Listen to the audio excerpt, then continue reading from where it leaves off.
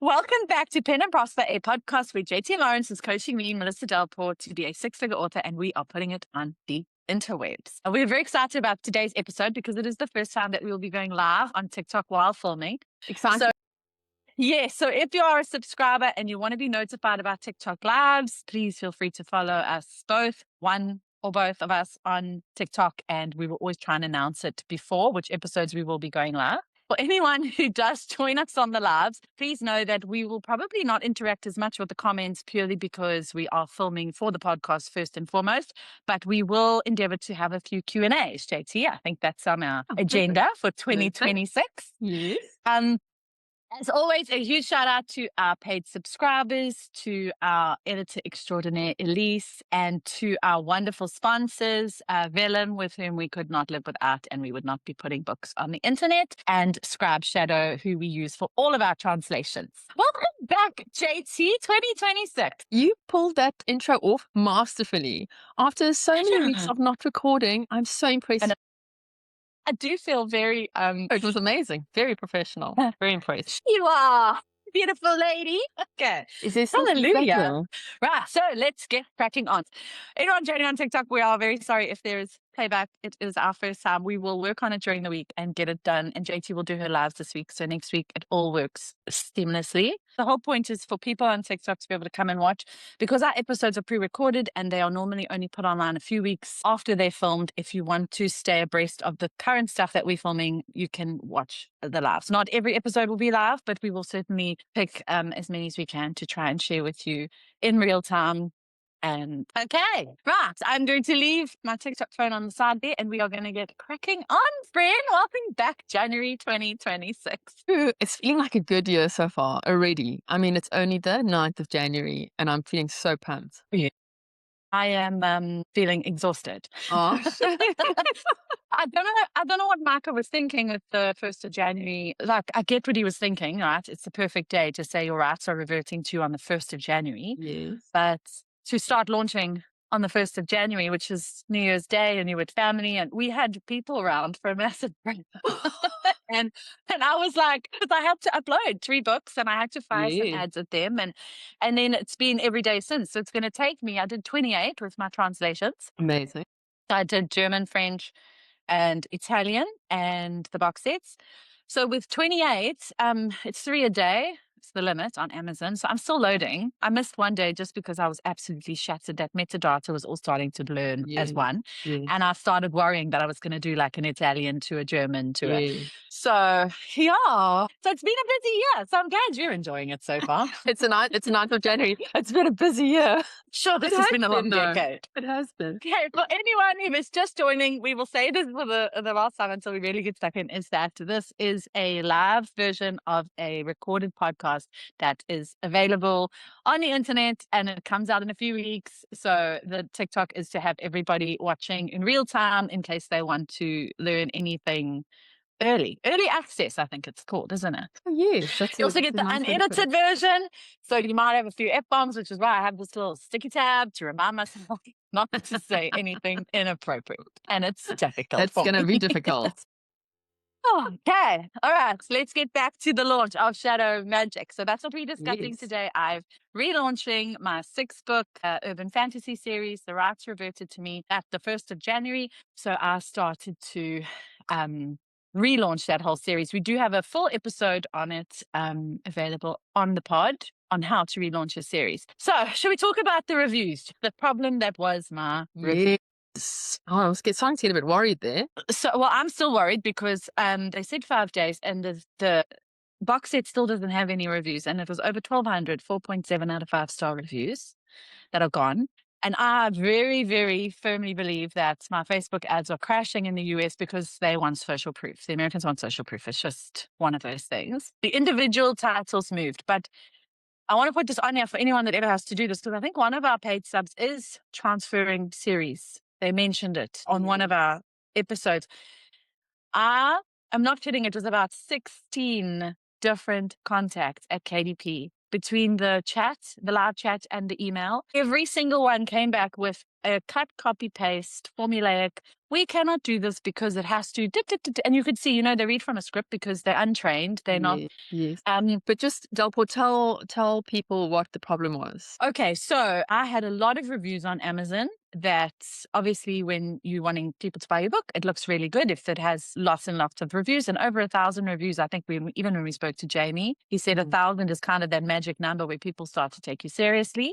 I agree. So yeah, it kind of just looks more, and they were great reviews. That star rating was incredible. Yeah. So when you get your rights back, your publisher delists the book. So they remove their version, which has an ASIN. Does it stand for an Amazon serial number or something? The ASIN, as opposed to an ISBN. Yeah. Anyway, whatever it is, it's a digital serial. Ebook. Yeah. Yes, serial number. So you then have to try and link the original reviews to your new version, which is under a new ASIN. And it should be as simple as contacting Amazon and saying, listen, the book has been republished under my name. You give them your contract to prove that you have the rights. So you're not a pirate. You haven't stolen this work from someone else and put it on the internet. But yeah, 16 people later, no dice. They said So I was just like, that they couldn't transfer the reviews because the metadata was not identical because the publisher was different. Yes, it wasn't the same Amazon account. That was they kept sticking to this script that it wasn't the same. It can only be done if it's under the same Amazon account. And I was like, that doesn't even make sense. Who would republish their book in their same umbrella with the same metadata? That's stupid. Anyway, for anyone who is struggling, I've done the that way that I got around it. You've done it how many times? Oh, have you? Wow, that's so stupid.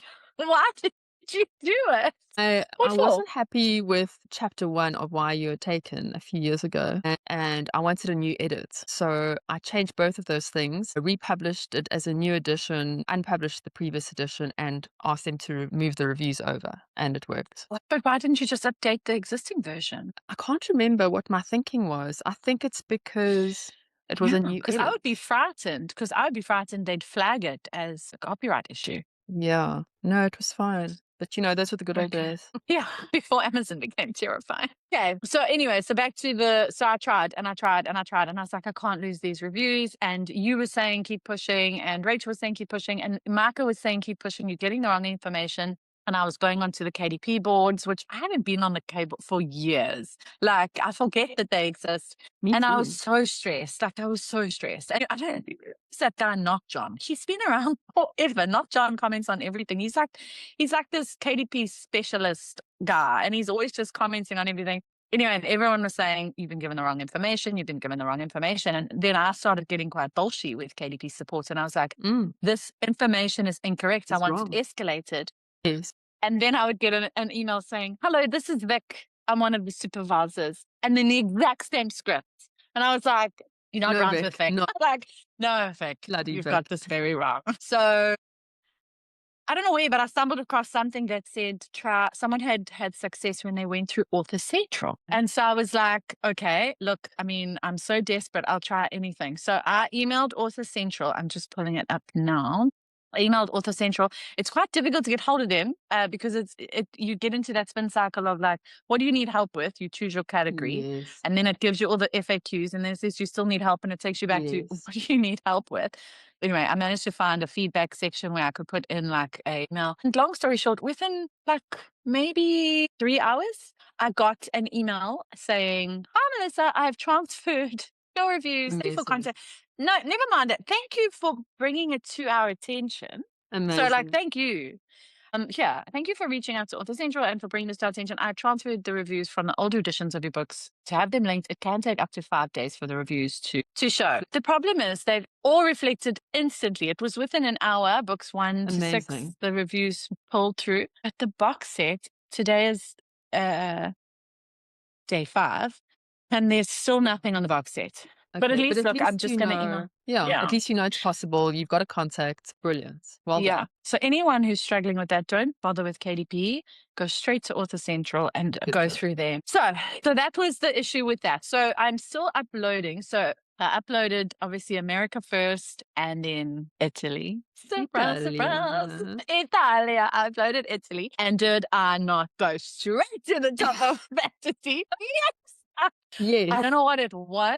And I used the most random Facebook ad that did so well. Really? I didn't expect it to. And you know how you and Caroline always say you got to leave a question, like to stop the scroll? Yes. The stupidest ad, the one that's doing the best, is the cover, I think it's book 3's cover, and it has a dog, like standing, Yes. like this pit bull looking dog. You know that cover? And the caption says, "It's not a dog, if that's what you were thinking," or something like that. Or like, because I did it in all the languages. Yeah.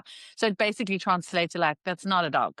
And obviously people are stopping and like, and also I think people love animals, because you had great success with your one of your top ads Yeah. used to be the ferret, wasn't it? Yeah, they like the ferret. And then also, you know, when I was testing covers recently for book 1 in Spellstorm, everyone loved the cover with the dog. Like I have different data sets from different places. Like through Arsenal, everyone's like, "Oh, the dog." Obviously the dog. Too. It didn't win in the end, but like everyone does love it. They're like, "That's my favorite," but actually I vote for the other ones. You know, a lot of readers don't love cats, friend. We might be onto something here. Every cover in future, just put a cat on it. Animals, just animals everywhere. Like James Harrier 2.0. Okay, so that was it. So I've done French. I'm still busy uploading Germany. You know, I don't have huge success with Germany. Yeah, but that might change with this box set. I think it'll I be think more. so, because this is urban fantasy proper. And you said that Germany, your urban fantasy did really well, right? Yeah, it continues to do well. Okay. But France is definitely my top country for urban fantasy. So interesting observation I made about France. You want to hear it? It's so random. I was wondering why my box set does so well in Italy and not so well in France. And so I went and had a look at the top urban fantasy top 100. And I saw you there. Then I saw me there. And you and I are pretty much the only people in that list that are marketing a box set. Everyone else is marketing front cover only, like standalone or first in series. So last night I fired an ad to France, to book 1. I don't know if maybe they're just a different kind of reader. Like, I'm not a box set reader. So I think maybe they're just a different type of reader. What have you found? I did mention it to Rachel last night, and she said that actually all her books doing well in France are first in series. Okay. Honestly, I haven't looked at that data. It'd be very interesting to have a look at. You know me, I just always push box sets everywhere. But now that Caroline's taken over Facebook ads, that has changed. So it'll be interesting to see. But Speaking of the they've done well from the beginning in the different markets. Yes. So I don't think it's a problem. I just think, as you say, as we always say, the readers are different. Box set readers are different to individual. Yeah. And then speaking of Facebook ads, how are your Facebook ads going? They're okay. They're not amazing. Caroline has really like embraced the Andromeda thing, and she's really like getting into it. And then of course, you know, that's doing so well at the moment that everyone's talking about in the author community. I don't want to say her name. Okay, yes. So there is a big author that we are following very closely that is doing some great things on Facebook. Yeah, she's one of my. Do you think we can mention her budget? Do you want to talk about it? Because it is your wheelhouse. I'm just listening with. Well, basically, also a friend of mine that I was in a pink rickshaw with in London had an ad that just took off like no one has ever seen it. I mean, it's been incredible. So it's a pretty standard, and obviously I'll keep details to myself, but it's a pretty regular ad. I mean, it's nothing, I mean, like the graphic is nothing strange or different or anything. It's like a regular kind of ad. It has a strap line on it that's not a review, and it doesn't talk about genre, but it does talk about the humor in the book. Like, I'm just making this up as an example, like, I've never laughed so hard reading a book or something like that. I actually didn't know the genre until I went and looked at the book. Like, I still wasn't sure. I had a suspicion, but I was like, I'm not sure. So it's not like a clear. Yeah. Sorry, I think it was a review because it had stars on it. It had 5 stars from Amazon Reader. But it didn't have the like what it is. Yes. And then the targeting was super broad. And then it was a CBO, which means campaign budget optimization, where you put the budget in at the campaign level. And then usually you'd have different ad sets, and Facebook would choose which ad set, which ads to distribute that campaign. But people are saying that's working really well at the moment. So we're all. So I've been doing that since Caroline did that. Do you remember? Yeah. Remember when you did that lesson, that setup? And I still said to you, Yeah. why are we setting the budget at the campaign level if there's only one ad? And you're like, I don't know, that's just what Caroline did. You know, it's a science. I've Caroline always said. done that. I've always I done. never used to. I used to set it in the ad set, but I'm definitely using campaign budget optimization now. I didn't do it because I had any info. I just like seeing the budget on that first page when I'm looking at the different ads and seeing what's spending, whatever. Like I want to see it there. I have no other reason to do it. But I think there's been mixed success with CBO. Some authors are saying algorithms are choosing the wrong ad to push. Like the one has great CTR. Like Rachel said yesterday, and it's not the first time I heard it. A certain ad has fantastic CTR, fantastic CPC, and Facebook is choosing the other ad set to push. Push out. So like, why? Why is it doing that? But a lot of people are saying CBO is really working for them. So even if you are doing one ad, you put it in CBO. When she started, this friend who's had this complete, I mean, should we just say the budget, just so that people are aware of how much we're talking, that she's spending a day before I ask you this question? Yes. Okay, but You first, say it, because I can't say it without, I can't say that number. Okay, but before we say that number, it's important to know that she first tested. She tests graphics all the time. I think she tests 5 to 15 graphics like every week. She's testing. She's very data driven. She saw that this one was a winner. So it's not like she just took an ad that she liked and it's a whole lot of, that is not what happened. Do not do that. Of course, it's a terrible idea. She tested and tested and tested. She found this ad. She's like, I don't know why this ad's doing so well. She calls it the head scratcher ad because no one knows why it's doing so well, but it's just. Oh, I love that. I know. I said it's more like having money rain down on your head ad. But anyway, so she found 3 ads that are doing really well. So I'm talking about the graphic now, obviously. And those are doing well, whatever. And then she tested them a bit more. And then that one really came out as the winner. So she's like, okay, right. Now I'm going to CBO this. So she went from spending $10 a day on testing. And then she was basically going up by like $100 or $200 a day in a CBO. But she also has an interesting way of doing it. So we'll talk about that. Okay, so basically she took. But before we do that, I just want to say, so she tested with multiple ads in one campaign, and then when she realized which one was winning, she started doing campaigns with only one ad within that campaign. Right? Yes. Okay. So then she starts a new CBO with only that one ad. Okay, but at a higher budget. So let's say it was running at $10, then she whacks it up to like 50. Yeah, so she didn't worry about. We've always said don't scale more than 10%, or your ad can go out of whack on an existing campaign. So she started fresh. Okay, that's it. So she starts a and brand new ad. I think that's part of the trick. Yeah. Because she's not scaling. Every time she puts her budget up or doubles her budget, it's a new ad. And then she shuts off the old ad. Yes, at exactly the same time. Okay, got you. So you're not having multiple ads. You're not having multiple versions of the same ad running. You just have that one ad.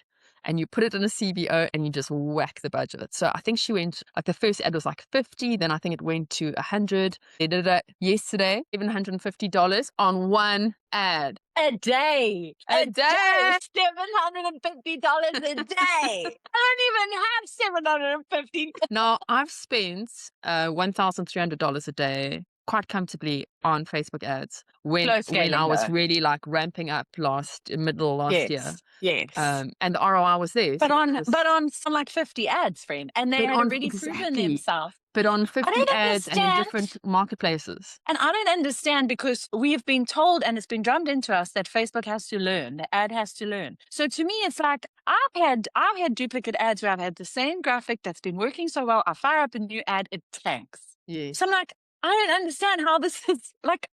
I don't understand how this is working. I'm absolutely confused and I have no idea why it's working. And I think it's very important to say just because it works for her, it doesn't mean it's going to work for everyone. In fact, it's probably not going to work for anyone. It's just a very interesting case. And of course, we're all going to go and try it now. Everybody's riveted. The entire indie author world is like watching this ad and watching her post. I feel sorry for her because, like, in our WhatsApp group yesterday. I don't feel sorry for her because you know how much money she's making. I don't feel sorry for her, friend. I'm sorry. I struggled to find that. Dude, I would have a problem in a heartbeat. Like 200 messages yesterday when I looked. In our WhatsApp group alone. And then there people calling her, like, let's see your ad. Caroline had a nice meeting with her. Did she? Bless Caroline. When's Caroline coming back? We need Caroline back soon because things change so soon. I mean, really, she needs to. I know. Did I manage to fix the Substack link? Oh, that's another drama. Yeah, let's talk about the pain points you had for doing this republishing the series. Moving reviews. No, something happened with my Alyssa Del Substack. There is someone on the Substack. I don't want to send off 3 of my fans to torment her, so I won't say her name. But basically has my handle on Substack, and her name is completely different. Like, it's not even remote. It's like, it would be like JT Lawrence being like Rachel Wilson. It's the weirdest thing. And it's like, no. it's the weirdest thing. Okay. Anyway. And so now all my Lisa Dull readers that have been following the back matter in my Saving Monroe are signing up for her. This is one of them, actually. I saw Elize has signed up to her. Really? So Elize, you're on the wrong Substack. It's a fake Lisa Dull. Thank you. Anyway, she doesn't have that many. It's only like 20 people, but I'm pretty sure all 20 were trying to look for me because she's got hers is not it's not existing. It's like there's no content on it. So it's the very weirdest, strangest thing. But anyway, I will fix that up. Other pain points. So ads. So obviously, as always, I'm hamstrung by my budget. Some of us didn't sell our house and just go all in on Facebook ads. Some of us had to do it slowly. So the problem is putting up box set and book one in series on in 4 different languages. It created 8 new titles that I had to test. And I kind of wanted, like I did with Saving Monroe, came out the gates firing with Saving Monroe. So it's doing really well. I mean, it made top 100 in France. First time France was loving me. So I had to spend quite a bit of money in testing. I'm still unable to get the US firing. I don't know what it is. Then I turned off all my US ads because I thought, you know what, let me get those reviews back. 1,200 reviews looks a whole lot better than 0. And also the problem is my strap says, I took it from one of Micah's ads. It says, this is one of the best fantasy series I've read in a while. Rachel made a good point and she said, stop off series. Cut out the in a while. Yes. But then if people click on the ad, they go to a book that doesn't have a single review on Amazon because the reviews haven't migrated. So it's like, it doesn't look, it looks very insincere, like very disingenuous, like I'm trying to. Okay. So there's that. Let's talk about also boards. Why would we not? Why would you not seize the opportunity to Sorry. about No, you're not doing anything wrong. It's not criticism. I know, but it's so important. It is so important. In fact, I didn't actually realize how important it was until we did our book club episode. Okay. So do you want to talk about also boards? It is, again, something that you have a lot more experience than me with because you had to fix all of yours with Jamie. Yeah. Well, we know that also boards are super important for lots of different reasons. And then when I briefed you on your preparation for getting your rights back and republishing, I said, like, the biggest priority when you start is getting your also boards right. Because if those, it's so important. And if those get messed up in the beginning, it takes months to unpollute them. And also you need help you sometimes need help like from people like Jamie, right? Which you really didn't. I'm just looking because I remember those. And I think the easiest way to get the right also boards, and this worked very well for me when I published my books, is run some BookBub ads to your comp authors and keep them all in the fantasy category on BookBub. And it works every time. Like, I love doing it. It does cost a bit because those clicks are more expensive and you're not always going to get the sale. But I do it for the also boards, and well, obviously you do get some sales, otherwise the also boards wouldn't work. But yeah, I think it's the best way because Facebook, especially when you're doing broad targeting, Facebook can mess up those ABs. Do you think that the attribution data coming from BookBub is also lying to us, the same as the Amazon data? My one much. Not as much. Okay. Because I did see that one of my BookBub ads had actually, it wasn't terrible. I mean, I was losing money, which is why I ultimately turned it off. But it definitely, for Saving Monroe, put me in exactly the right also boards. Like they are so slick. Whereas Shadow Magic, I can see is not where it needs to be. I can see, I'm like, that's not where it needs to be. But the thing is, again, I don't want to drive without those reviews. I'm just bleeding money and I'm not getting anything back from it. I am going to apply for a BookBub deal as soon as those reviews show up. And I've had my 30 days in KDP, which is obviously you have to have it in for 30 days. I am going to apply for a deal because Micah never ran a BookBub deal for Shadow Magic. So it's never had one. And I think with 1,200 great reviews, I think it'll have a high chance. I would hope. And I've priced it quite high, as we've discussed. Like, I will no longer price my books low. Yeah. Well, not high. The box set's $9.99, which is normal. But book one, I think I did $5.99. Yeah. On all of them, 1 to 6.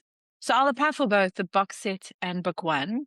Great. Because do you think that the featured deals do as much for your also boards as a BookBub ad does? No, I think they can actually pollute your also boards. Oh, really? I think they Okay. can. So don't do that Yeah. first then. Yeah, I would focus first on getting them right and then have a BookBub a Ads. little bit later down the line, maybe. And you've read Shadow Magic, obviously, because you were like my line manager with Munich and whatnot. Do you think I'm targeting the same comps as you? Maybe slightly different. I think Heather G. Harris is definitely one. And Andrews, JT Lawrence. Those were kind of the three top ones that I was kind of thinking of. Ilona Andrews is way too big. You can't target her on Is BookBub. she? It won't work. I don't think Okay. so. Although, Okay. sorry, having said that, I think I'm still stuck in the like ROI thing because that's where I'm working at the moment. I'm trying to get a good ROI in my BookBub ads, whereas yours is different. You're not trying for ROI, you're trying to get the right people. So then in that case, I think Briggs is fine. And I think like your ads will be very different to mine because I'm basically testing, like each ad tests a certain author. And the author can't have more than 10,000 followers on BookBub. So that's none of the big names. I mean, even Heather G. Harris is too big for my BookBub testing, but she'll be perfect for your also boards. Okay, got. Like who the smaller ones are that you are targeting. You know that Excel spreadsheet I sent you when I first started doing BookBub ads, but basically it's from Matthew Holmes's course, and it has like 3 different pages, and on one of the pages it has a list of all the authors you are testing. It has well, you put it in the author name, you put in the follow accounts, and you put winning or whether it's been successful, blah blah blah, and there's space for notes. So and then I'll have a look at it there. Okay. Yeah. So that is, there's still a lot to do. Like I've tried to, the thing is the mental fatigue with uploading the 28, like across the different languages. So eventually I was originally going to do like book one, book two, but I was like, no, just get Italy up, get France, because you switching between languages also takes a huge amount of bandwidth. So yeah. It was all that metadata in the foreign languages, and then it was setting up Facebook ads, and then it was so I do feel like my brain's gone a bit slushy. And I think that happens. And then I realized, so 2 days ago, I walked down from the office page and I was like, put it down, because the problem is I go there and I keep working at home when I leave the office. And I pulled myself a glass of wine and I got in my jacuzzi. I was like, you're living the life, Delport. This is, and I sat there, and you know how much I love my garden. Like my garden is my happy place, and it looks over. It's built off my deck, looking over the garden. And I just sat there, and I was like, okay, I'm forgetting. It's only the 9th, well, whatever it was, the 7th or whatever it was at the time. And I was like, and I really feel like I'm burning out. Oh my God! I did know that January was going to be chaotic. I don't know how you managed 2 series at the same time. No, I honestly don't know how you managed it. And I mean, I had Paige to help me. She did a lot of like the formatting and the cover thing. Yeah, it was a thing. It was a thing. It took months of preparation, and then the month itself was chaos. It's the month itself, I think, when you're in it, and it's just like you're constantly like there's no finish line in that period. So remember that I wasn't doing translations. I was only doing English. Big difference. Yeah. Okay. Yes. True story. Okay, yeah. So I just dived in because, I mean, we all know the translations is the only place I'm making any money. No, I wouldn't say that. It's just like reliant on translation. If I'd known about it, done. Yeah. Yes, speaking of Scribe Shadow, while we're on the topic of conversation, we would just like to take this time to tell you guys a bit more about Scribe Shadow. JT and I use Scribe Shadow tirelessly. We do all our translations through the app. It is incredible. Scribe Shadow is a perfect partner for indie authors who don't want to leave money on the table. They use cutting-edge AI to make novel translation fast, affordable, and super easy. In just minutes, your book can be translated into over 19 languages, and that is growing all the time with high-quality results ready to reach readers everywhere. And this isn't some faceless tech giant. Scribe Shadow is a small family-run team with indie roots. They've been in the trenches running a small publishing press, so they get the author grind. That's why they built a tool that's practical, budget-friendly, and designed with indie authors in mind. Plus, they offer cover creation, audiobook translation, and a simple one-credit system for everything. Best of all, you keep full rights to your work, and your books are never used to train AI. Scribe Shadow has been very generous and given us our very own coupon code, which gets you 30% off your first month of using the app. If you are looking at getting into translations, please would you consider using Pen and Prosper 30. That's PENANDPROSPER 30, and doesn't cost you any extra, and it just lets Scribe Shadow know that we are sending traffic to them and that we are supporting them. Our best-selling languages are Italy, France, Germany, Spanish. Yes, I also have yes. I also have sales in Sweden and Netherlands. You're going to kill me. I've got Swedish and Spanish mono still sitting on my desktop. Still haven't loaded them up. It's just been, I mean, I don't even have the capacity on Amazon to load anything. So I was just like, those can wait. I still want, obviously, that new adult romance is going to be a big brand for me. But now I feel like torn between the two big time.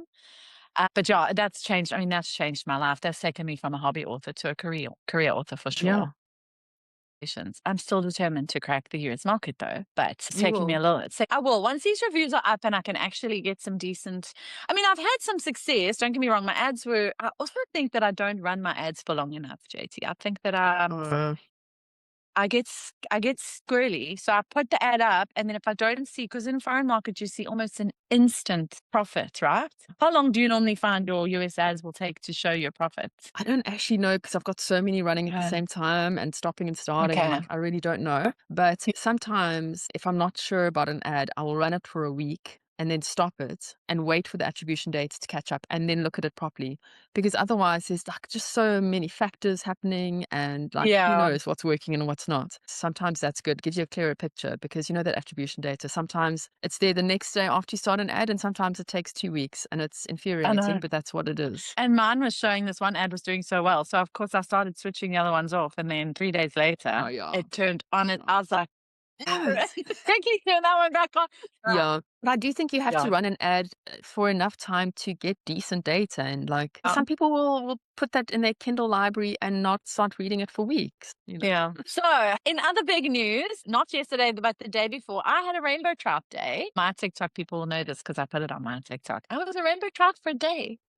That's amazing. I know. It was really nice. I haven't had a rainbow trout day for a long time because remember, I started reducing ad spend in anticipation of Shadow Magic coming and needing to keep my budget for that. The last time I think the last time I had one was in October. So I had on the 7th of January, I had my first rainbow trout day. I'm determined that by the end of the first quarter, I'm going to be rainbow trout. This is what's happening. This is brilliant. I agree. I think it's happening. Yeah. Yeah. Yes, it's happening. Come on, calm down. And everyone stay calm. It's going to be okay. And then we put up book one on YouTube. And in the first 48 hours, we had like nearly 4,000 views. Wow. I know. We were both Paige and I were both we were like, oh wow, so maybe the algorithm must have favored it for some rhyme or reason. Oh, that's amazing. So it's doing really, really well. And guess what? I can monetize my YouTube now.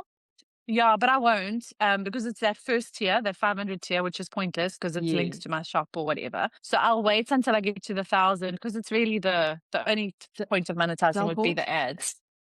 I think I disagree, but I'm not sure. Okay. So just hear me out. You know that I flew like past at 500 and went straight to 1,000. So I didn't really like have time to monetize at 500. And I wish I had because I think it would have helped me with actually monetizing because, you know, still have the issue. Yeah, they've rejected my account 3 times for monetization. And I just think if I'd done it more gradually, it might have helped. Okay. I think it will be worth testing. Okay. So then I'll try. I mean, I won't be able to do anything with it because it's not, I think that first tier is like the strangest things, but it's something like you can get gifts from fans. Yeah.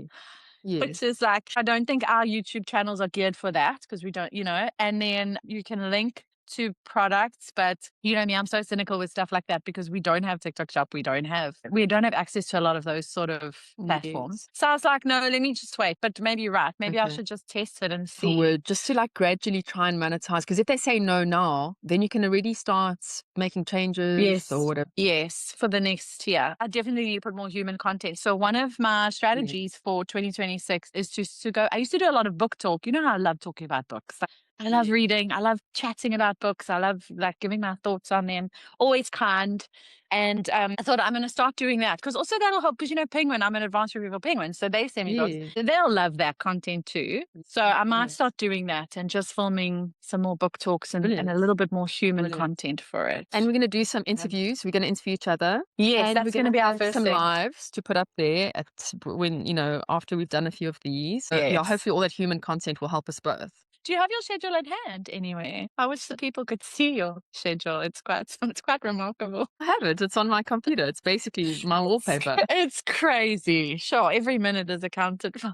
Yeah, but it's not rigid. Like I know it looks rigid, like you have to do this at this time and it's not like that at all. It's just time blocking and it's helped me so much. I feel so on top of my game at the moment. Like I'm crushing my goals. I'm exercising. I feel healthier. I'm losing weight. I'm getting my words down. It's amazing.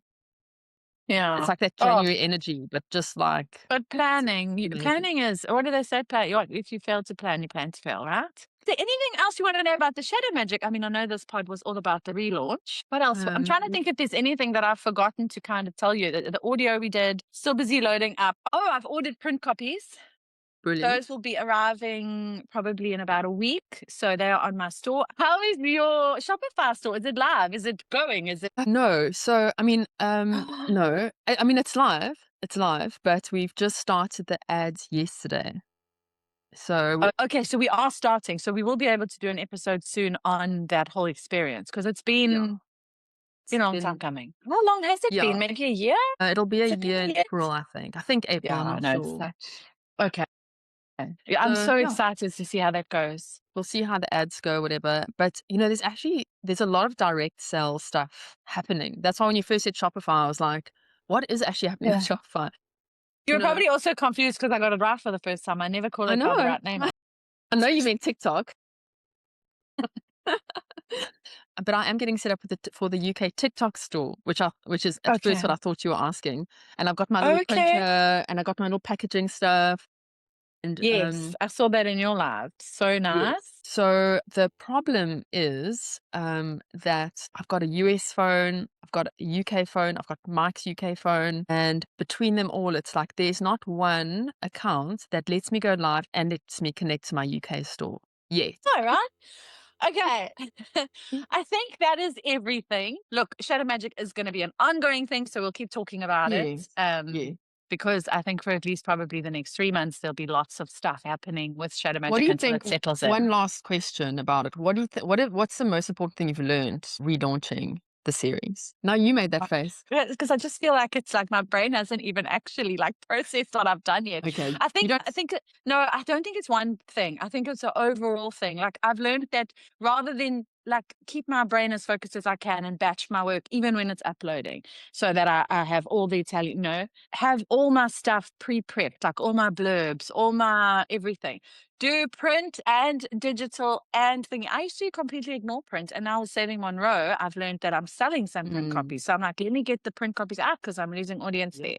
I learned silly little things. Yes. And silly little things. Yeah, silly little things like the French thing. Like when I went and looked at that, I was like, that is so strange that like the first, like maybe France is not a fan of.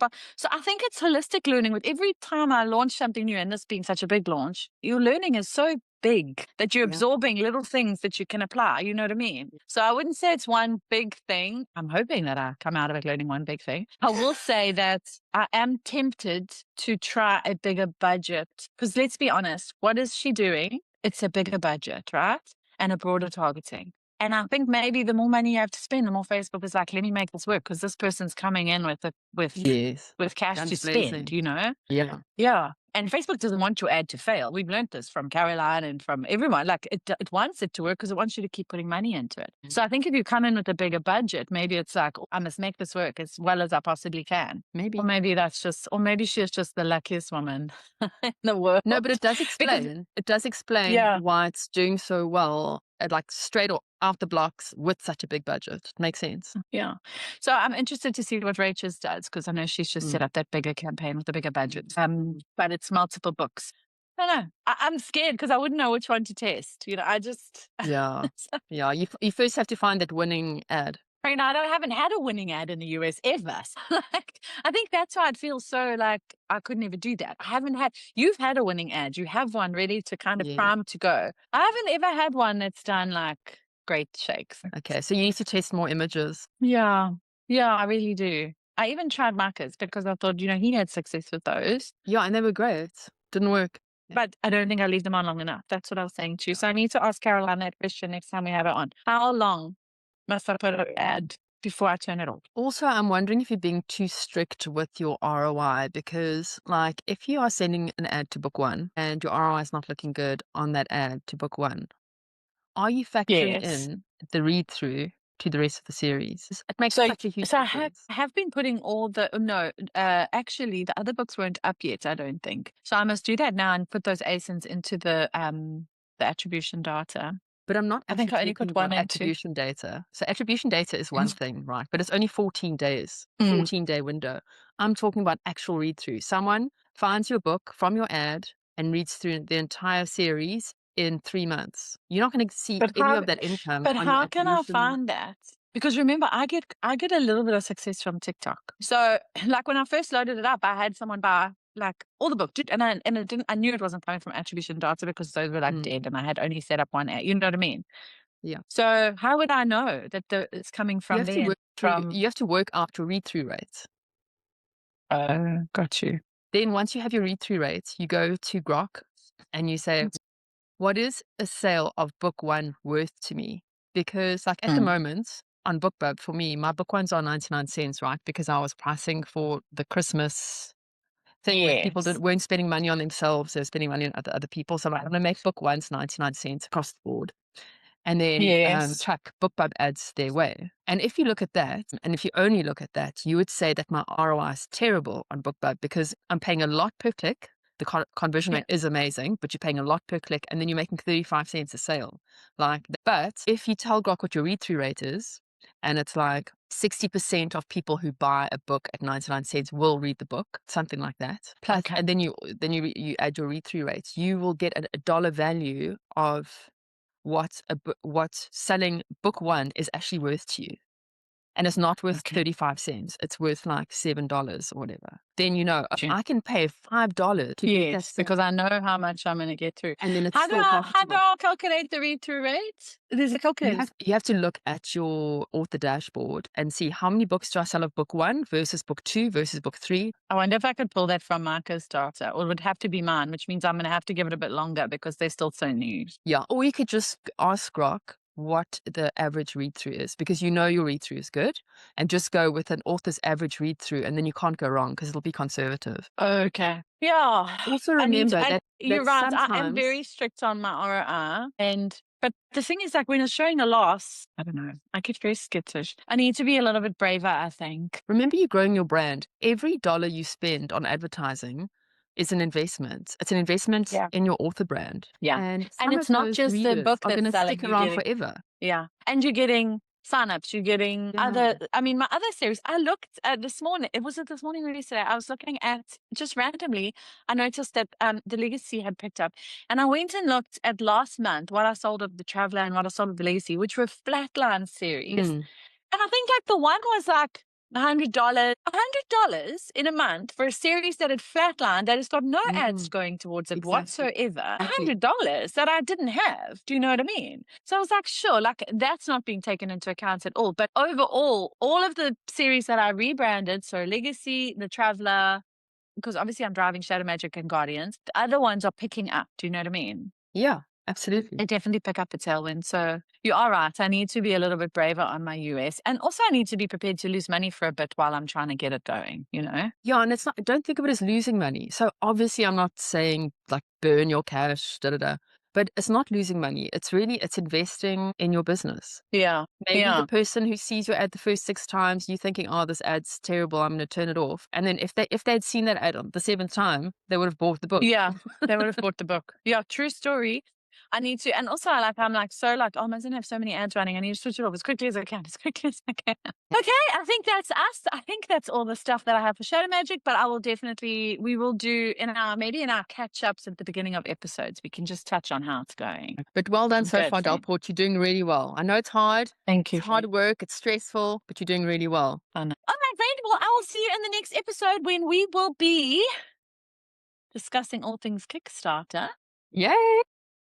I know it's your favorite topic. You're going to be like, yes, no more Shadow Magic, Kickstarter. Thank you again, Film, for helping us put books on the air there with whom we would not survive. All right, friend, we'll chat later. Chat later. Bye.